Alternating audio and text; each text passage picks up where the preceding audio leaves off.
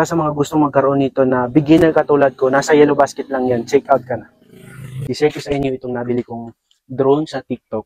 So ang kagandahan nito guys, meron na siyang pang protection para sa ilisin ng ating drone. Para in case na bumagsak mismo itong drone natin, hindi agad masisira at may protection itong ilisin ng ating drone. So advice ko sa mga tulad ko na beginner lang sa pagpapalipad ng drone, kung ayaw nyo gumastos ng malaki, this drone na for beginner is good for you at para din sa akin na beginner din.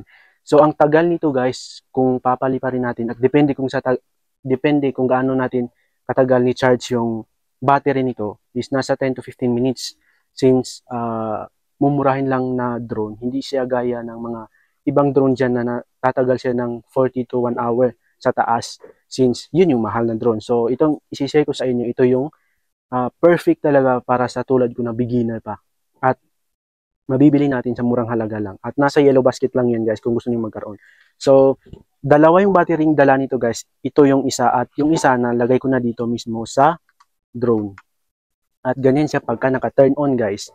At ito naman yung remote control niya guys na gagamitin natin para makontrol yung ating drone sa pagpapalipad. And pwede rin natin i-download yung application mismo na nasa guide. May dalang manual ito para i-connect sa ating mga phone.